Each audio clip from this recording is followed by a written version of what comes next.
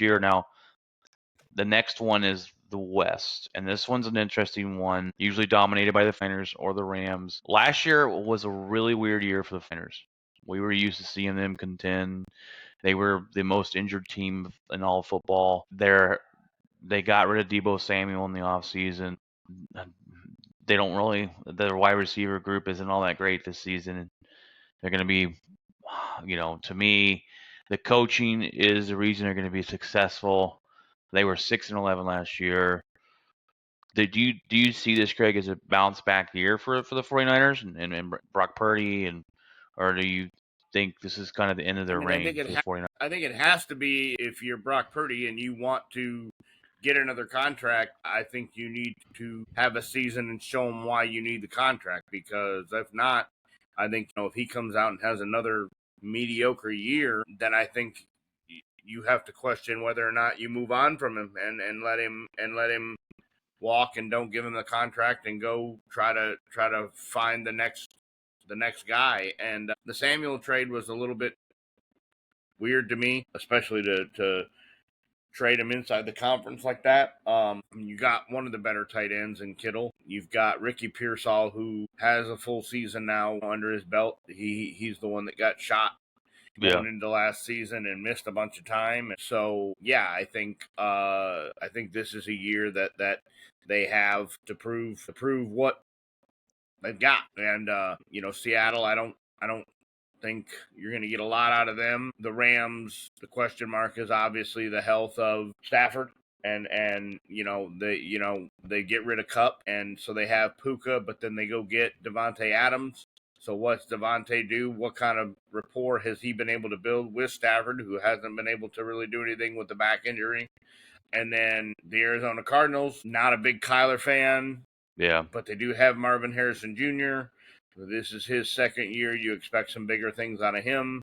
You expect the offense to kind of run through him and him to be their number one guy over there, and for Kyler to get him the ball more and let him make big plays and do big things over there, and kind of live up to the high draft pick hype. But I have to think San Francisco's got to be the top team in that division, unless there's again just a slew of catastrophic injuries. Yeah, and they had those last year, and 49ers are the team that they kind of seem to get there, but they don't ever win it. And it's how long is that going to last? They're kind of like Buffalo in the AFC. They're always there, but they don't quite win a Super Bowl. It's been a while since they've won. Yeah, Harbaugh got them there, and this guy got them there, but they can't get over the hump. Yeah. Last year, the Rams won this division at 10-7. Seattle was a very strange 10-7, and then the Cardinals 8-9. I think you hit it right on the door to stop there, though. With the Rams, it's about their health. I wrote on here, health is the key for this team. Last year, they had a lot of injuries. They were still able to go 10-7. The defense surprised me. They have a rookie, I forget his name, but I watching him all over the field making plays, sacking the quarterback. I think Seattle with Sam Darnold takes a hit there. I don't think they even get 10 wins this year. And the Cardinals I'm not a big Kyle Murray fan. 8-9 last year was better than I thought they were. So I think if I'm talking about, I got the Rams winning this division, very tight with the 49ers to win this division. I just don't know if the 49ers are able to bounce back. And this kind of might be their last run for me if I'm thinking about it, and where they go from there. The head coach, maybe Lynch, is gone, the GM or something, but they could never get over the hump, and that might be the last straw. Jeff, how are you seeing this division panning out with the Rams and the Niners? And I'm going with Niners at the top. I think that I like Kyle Shanahan. I just think he's an amazing coach. I think he can, in terms of coaching, I think, he's the one that I think is more the better coach out of any coach in this division. But so I trust him. I trust where he'll take the team. And again, the injuries it's kind of weird. If we see a healthy team and we see the same record that we see this last year, something's wrong. But to have a healthy team, a more healthy team, I think 49ers can take the division. Not by a lot. I can see the Rams right there behind them. So I have Rams second, and I think I don't know. I think for the 49ers and for the Rams both, this might be their last try. They're both teams. I remember the Rams, they got rid of a million and one picks for a long time. It's just they're going to have to rebuild at some point, and I think that's the thing is like we're probably about to see maybe both of them in that same category. I will actually move Arizona to the. I'll keep Arizona. I think stays where they were last year, 3, and then Seattle goes down the bottom. Mainly because I do think that Marvin Harris Jr.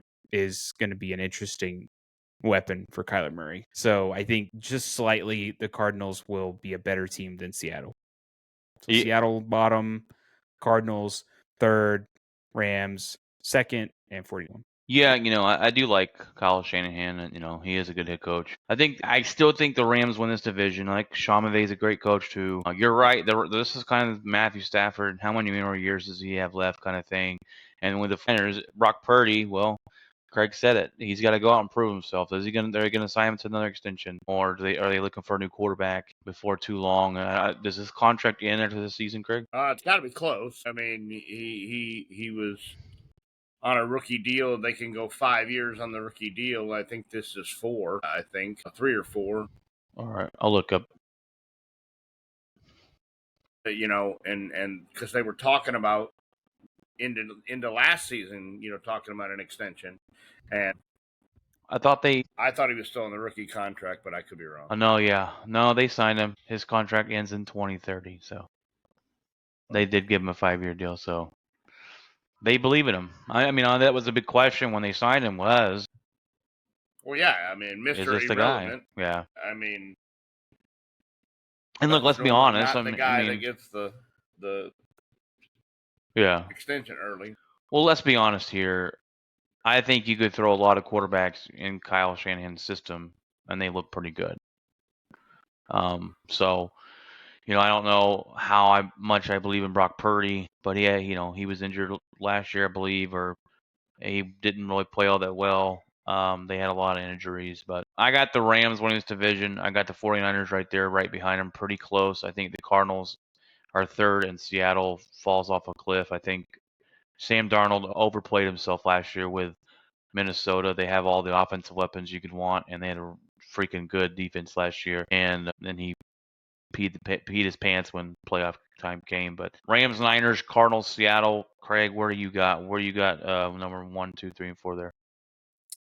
I have to go with the 49ers. I just think I don't know I don't even know if Stafford's going to make week 1, and I'm not hooking my wagon to Stetson Bennett.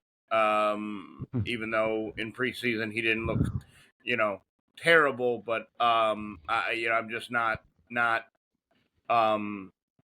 trying to hook my wagon to him, and I don't have any faith in Darnold. I think that last year was a fluke. I think that was the 15-1 deal. I just think that was a kind of a part of the system, part of the scheduling, part of So I think obviously Seattle loses Metcalf.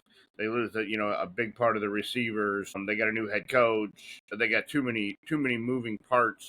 So I have it as the 49ers, Seattle, and Arizona at the back, unless Kyler Murray just goes and shocks the world.